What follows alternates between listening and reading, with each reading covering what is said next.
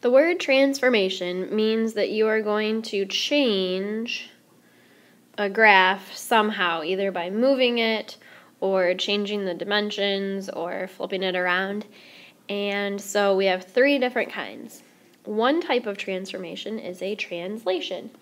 That's when you move a graph either up, down, left, or right. A reflection is if you were to flip a graph over, or maybe you think of a mirror image.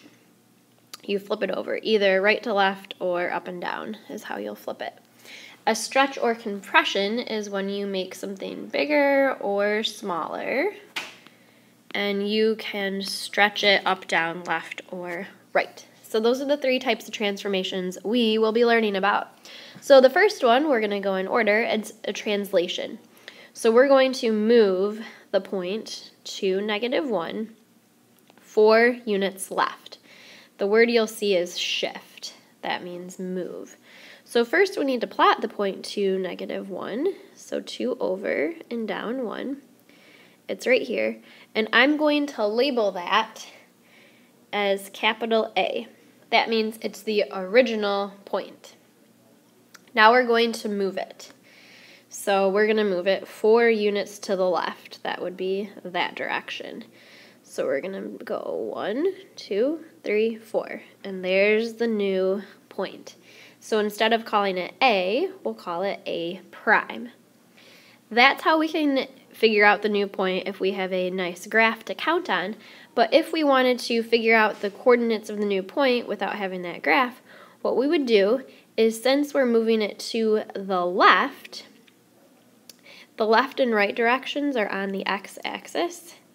Left is this way, which is the negative direction, right? And right is this direction, which is the positive direction. So since we were moving left, we are going to subtract 4 from the x. So it'll be 2 minus 4, and the coordinates of our new point were at -2, -1. We didn't change that y. We just moved the x. So sure enough, -2, -1, those are the coordinates of our new point. And so when you translate left or right, the x changes. If you're translating left, you'll subtract. If you're translating right, you will add. Now let's do the same thing, but we will move this parabola up. So we're going to shift it 3 units up. We need to figure out what points we're going to move, though. So if you ever have a graph without any dots on it, just put some of your own dots on it. So let's take these 3 points. I just picked 3 random ones. And we're going to move all 3 of those up. Why did I pick 3? Just to preserve the shape of that parabola. If I just picked 1, it'd be hard to tell what the shape is. So I'm going to go 1, 2, 3. 1, 2, 3. 1, 2, 3. And now I will connect them so the shape is the same. It's just 3 units higher. So what we will do is, I'll just do an example with this coordinate right here. If this was A, the one above it would be A prime. If this was B, then this one would be B prime, and that'd be C and C prime. So if we were to get the ordered pair for each of those dots, if this one was at 0, 2, what would we do since we're moving things up?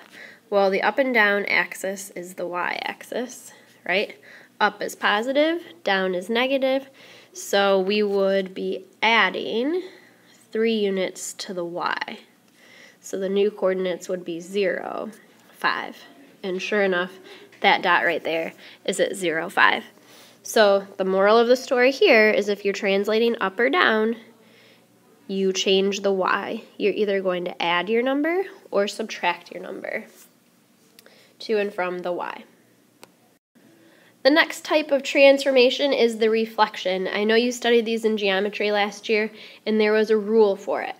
If you reflect something across the x-axis, here's the x-axis, you have to imagine that your piece of paper is being folded from the top to the bottom. Okay, it's going to be folded down. Or imagine putting a mirror right where that blue line is. So what would that arrow look like if it was flipped down there? Well, here's what you do. The rule is you leave all the x's the same, since they're not moving left or right. We're just moving that picture from up here to down here. So we're going to take all the opposite signs of all those y values. So let's see. We probably should put a dot on this corner, that one, and that one. And I'm just going to flip them so that instead of this dot being up 3, I'm going to put it down 3. 1, 2, 3. Instead of this one being up 4, I'm going to put it down 4. And then the same things for these other ones. This dot is up 2, so I'm going to put it down 2. This dot was up 5, I'm going to put it down 5. And that dot was kind of in the middle, so I'm going to put it, it's kind of at -3. So now I will connect those, and the shape should look pretty similar. So that's the rule for reflecting across the x.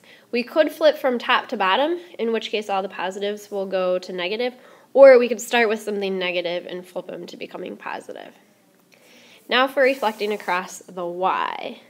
For this, the rule is you are going to imagine your paper being folded vertically. So whatever is over here on the right side will be over here on the left side.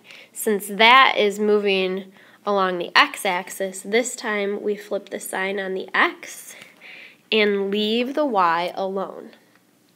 So let's do that. Let's take these dots the best we can. I know they're not perfect. And instead of this dot being 2 spaces this way, we're going to go 2 spaces backwards. 2 spaces backwards. This dot is 4 units over, so we're going to go to -4 units.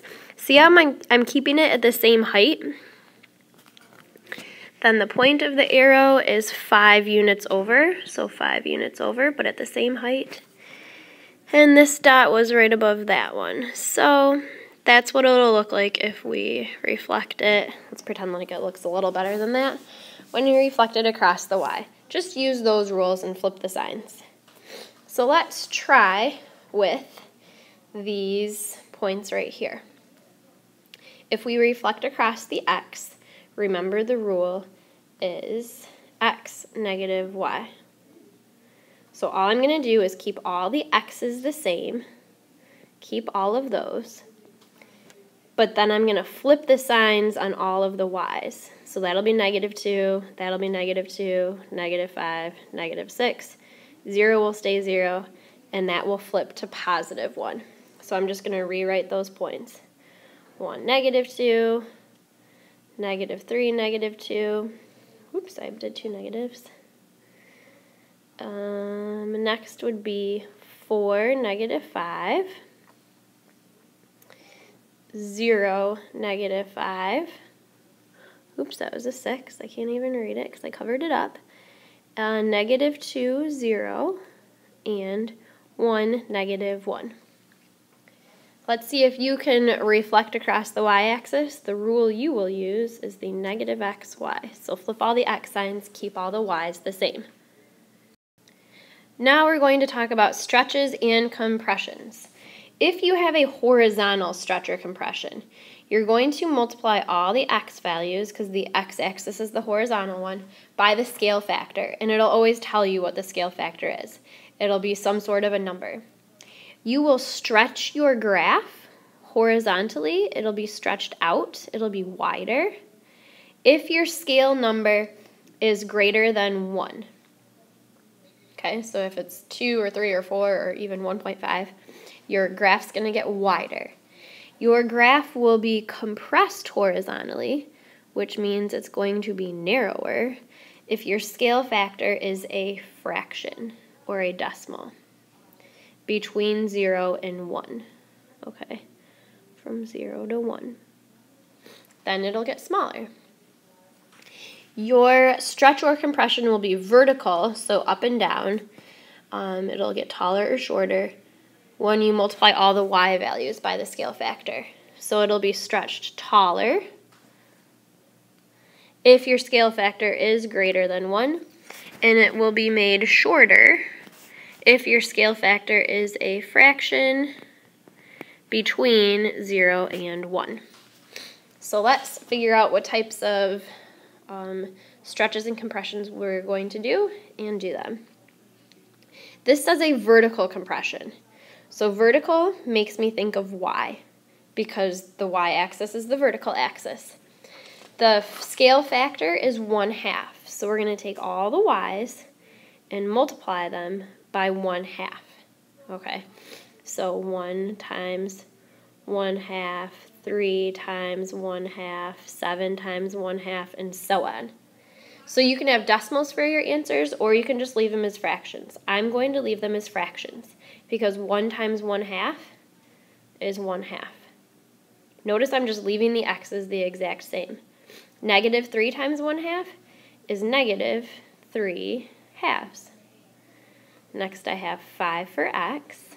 7 times 1/2, or negative 7 times 1/2, is negative 7/2, or negative 3.5. Next I have a 9, and I'm going to multiply negative 2 by 1/2. Well, that would be negative 2/2. But we can reduce that. Negative 2/2 is negative 1. And then we have 3, and 12 times 1/2. That would be like negative 12 divided by 2. That's negative 6. And last we have 1, and then 0 times 1/2. Anything times 0 is 0. So those are the new coordinates. For 3b, pay attention to what you will be multiplying and by how much. Hopefully you noticed that since this was horizontal, you're going to multiply all of the x's by 2. So I think you can handle that. You're going to multiply that by 2, that by 2, that by 2, that by 2, and so on, and just leave the other numbers the same. Last, we're going to do a combination of the transformations. So these are the coordinates, and we're going to write our final answers on the line when we perform these transformations in the order they're listed. Okay, so whatever it says to do first, we're going to do that first. So first, let's reflect across the x-axis. Well, if you flip your paper over and you look at the rule for reflecting across the x, it is to keep the x's the same and switch all the signs on the y. So I will do this first change in blue, and then I'll put the final answer over here on the line. So it's going to be 3 negative 5, 1 positive 2, 3 positive 1, and negative 1 negative 8. That would be the first type of transformation. Next, what we're going to do is shift 2 units up. Shifting is a translation. It was like example 1. When I see up, that's a vertical translation, which means we need to take the y's, and since it's up, we're going to add 2, because up is positive. So to each of these numbers, I'm going to add 2. Add 2, add 2, and I'm going to put the final answer on the line. So here's the final answer. It's going to be 3, and then negative 5 plus 2 is negative 3. It will be 1, 4. Then we'll have 3, 3, because 1 plus 2 is 3. And last but not least, negative 1, and negative 8 plus 2 is negative 6. Please try those last 3 on your own, and we can check them in class tomorrow. Okay, I decided to be nice and put those final answers on the page for you. So you'll need to have your first step and then those for your final answers. So good luck.